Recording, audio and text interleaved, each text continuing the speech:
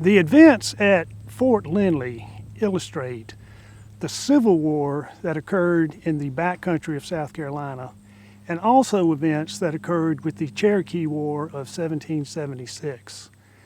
Now this property, this fort, was named after James Lindley. James Lindley was from the Hall River in North Carolina. When the 96th District was created in 1768, James Lindley was made a Justice of the Peace. As that role, he was awarded 200 acres here in present-day Lawrence County.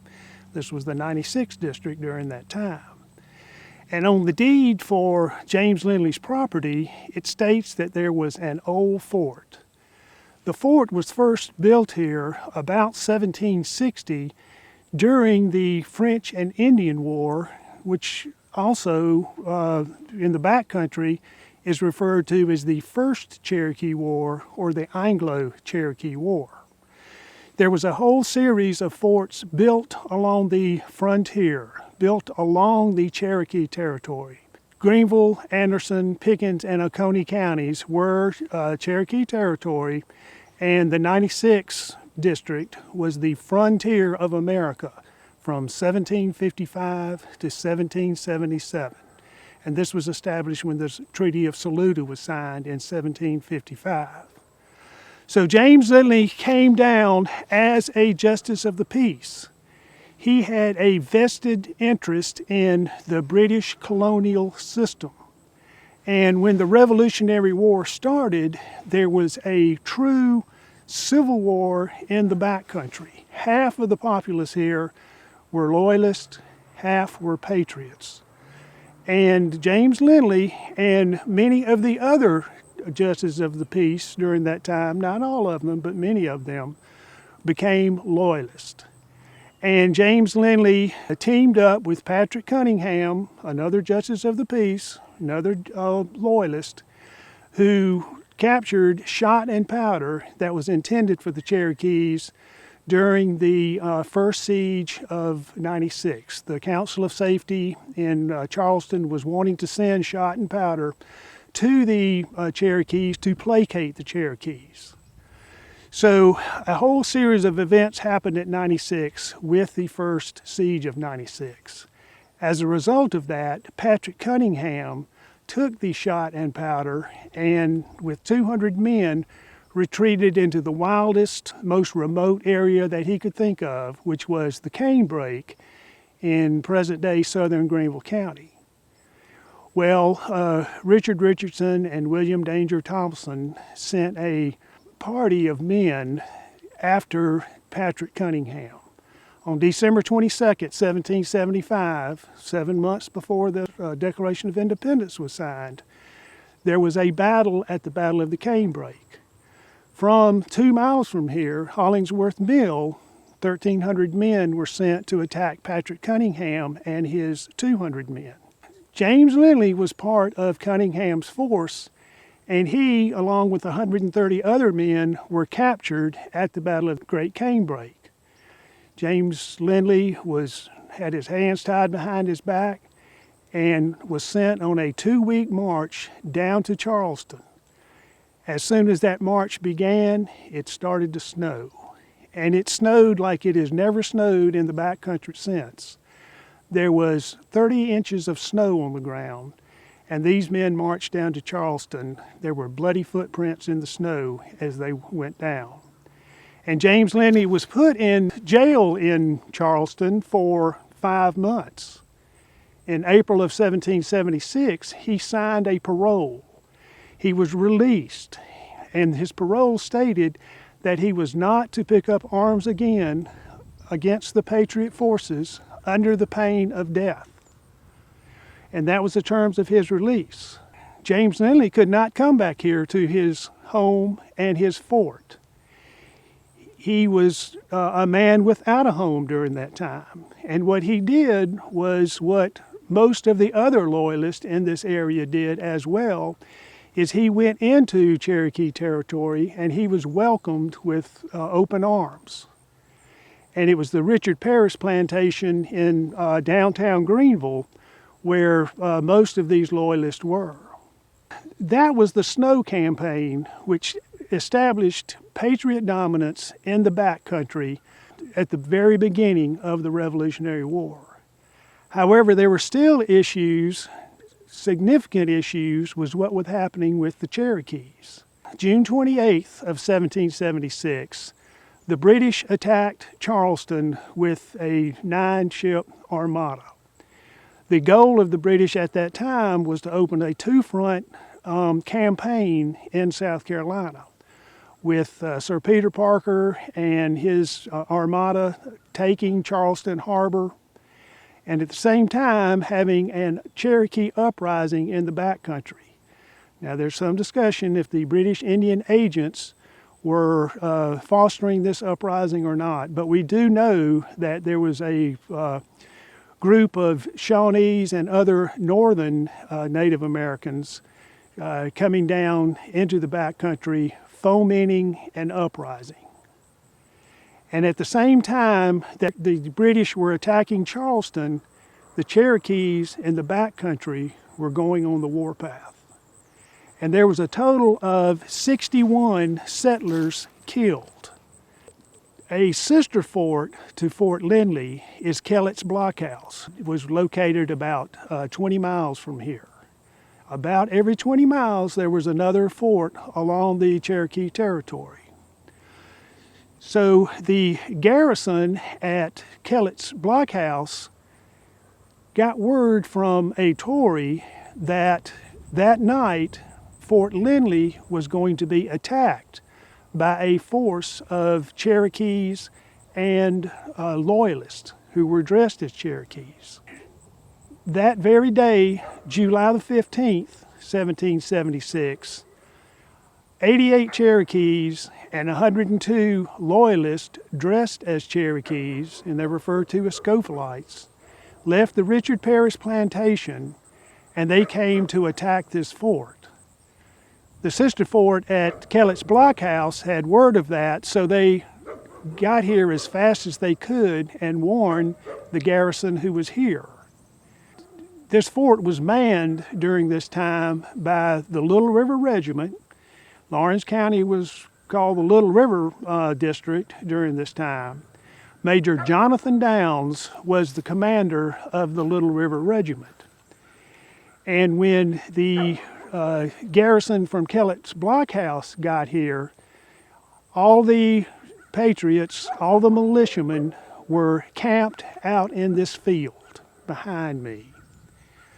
The fort itself was within the tree line behind me. And when the men from Kellett's Blockhouse got here, the garrison here from Fort Lindley were drunk. They had gotten in the rum, and they were so inebriated that they leveled their rifles at the men from Kellett's Blockhouse. They were prepared to shoot their rescuers. Well, Jonathan Downs stopped the rum and brought his men into the fort. We have one eyewitness account of this fort, and this comes from David Fanning, who was a 19-year-old sergeant during this time. 5 years later, David Fanning was one of the most feared men in North Carolina.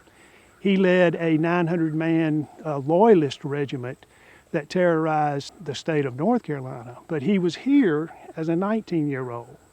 And in his autobiography, he does describe Fort Lindley. And he describes this as a fort built with logs. And that's what we know of the description. So we believe that it was a fortified home built with heavy hand-planed logs. We believe there was defensive trenches, and we believe that the area was palisaded. It would have been cleared for 200 yards all the way around the fort. That is the field of fire that a rifle can shoot. Jonathan Downs stopped the rum, and he brought his men inside the fort. And at midnight, the Cherokees and the Scophilites surrounded this fort, and a brisk gunfire erupted for 2 hours long. It was a heavy gunfire back and forth. till finally the defenders of the fort had enough of that. They burst open the gates of the fort and they charged out 10 abreast. And when they charged out, the Cherokees broke off the attack. There was much blood, but no bodies found. The next day, the defenders of the fort set out a skirmish line about a half a mile wide, and they started marching through the area looking for survivors of the attack that had happened that previous night. And a mile or two away, they came to a clearing where there were 30 horses. And there were saddlebags, flour sacks, accoutrements of the battle strewn throughout the ground. And in one of the horses, in the saddlebags there, they found the commission papers of Captain James Lindley. So James Lindley, who this fort is named after, he was a loyalist justice of the peace. He fought at the Battle of the Great Canebrake. He was captured there, marched down to Charleston, stayed there for 5 months when he signed his parole that he would never fight again. But now we have found James Lindley's saddlebags with his commission papers, and we know that James Lindley had broken his parole. Well, we don't know what James Lindley did for the next 18 months, but in February of 1779, he was captured again at the Battle of Kettle Creek down in Wilkes County, Georgia.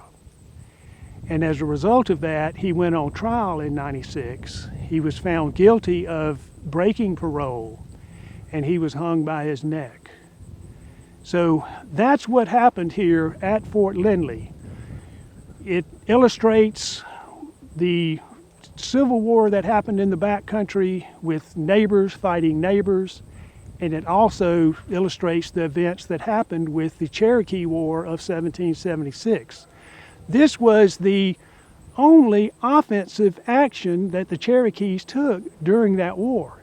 Now, there were some massacres, there were ambushes, things of that nature, but as far as launching an attack, this is the only place that happened, and this was on July the 15th, 1776. As a result of what happened here and some of the killings along the frontier, the Patriots launched a 1,200-man army throughout the 16 Cherokee towns in South Carolina, in Pickens and Oconee counties, and absolutely destroyed the Cherokees during that time. They cut down all the corn fields, they chopped down all the orchards, they shot all the pigs and the cows, they confiscated the horses. 2,000 Cherokees were shot on sight during the Cherokee War of 1776. The Cherokee War of 1776 was the greatest massacre in the Revolutionary War. And that war started in this very area where we are now. My name is Roy Christie, and I'm 93 years old. And I enjoy history. All my life I've enjoyed history. And I subscribed to a magazine published by a professor in the University of South Carolina called Names in South Carolina. And he got to putting in the back of his magazine some history about the Revolutionary War. And on one of them he showed about Fort Lindley. And he had a map, a map of South Carolina, and he had a dot there. And I said, let's cover over it. Look in this area here. So I got my interest reeled up. And a lady in our community, a retired history lady, had a father who drew the maps of Lawrence County, and he had a map, 1883 Lawrence County map by Heiser and Helms. And on that map, Miss Sarah Nash, his daughter, showed me a place, Old Fort, was listed on that map. And I used that map to really find this place out here. It got me right down here on this road, and at that time, this place was a cow pasture. All these were trees was not here.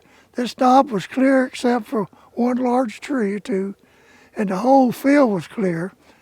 And the road came in from where the marker is now, came in by the spring, right up down the hill, and I looked, I said, we're the best place for a fort. It's ideal on this knob up here. So I got my metal detector and came up here and started looking around, and I found that pit over there. And in that pit, the metal detector sounded off. I found 3 artifacts in that pit. One a big, large, brass military button, a part of either a fork or a pewter spoon, and 3 handmade links of chain. And that's what we found here. And later on, we got an archaeologist come up here from South Carolina and checked it out. And he agreed with me and looked at the map and saw the fort, saw the spring, saw the outline of the wall, and said this was Fort Lindley. And I was a member of the Lawrence County Historical Society at that time, and we decided we'd put up a temporary marker down here. So we had one commissioned, and we had a big celebration up here. We put up a speaker stand. Bill Jacobs was the president. He made a speech. We had the South Carolina National Guard band up here. And a large crowd of people came up here to dedicate the temporary marker. And later on, another outfit put the permanent marker up here. It told all about the fort and the hero, Major Jonathan Downs, on the other side. People been calling me many times about this place, and some other log cabin I found. But I've really been interested in the history. I grew up in Cherokee County, Gaffney, and in Cherokee County, the Battle of Cowpens and the Battle of Kings Mountain is in Cherokee County, and we'd always go up there to visit those places. I've always been a history buff, so to speak, and participated in many reenactments. So that's the spring down there was real bold. That was an ideal place to have this place, had a water supply. And of course, later on we got a copy of a man applying for a pension was in this fort. I imagine Durant mentioned that to you. He was here at the battle. And that's really interesting how he told about the battle here at Lindley's Fort. We have numerous sites on our trail. We encourage you to come and visit and learn what happened here, learn your past, and tell the stories to your children and your grandchildren. I'm Diane Culbertson. I'm on the Lawrence County 250 Committee and the State 250 Commission. We have developed a trail to show people what happened in Lawrence County.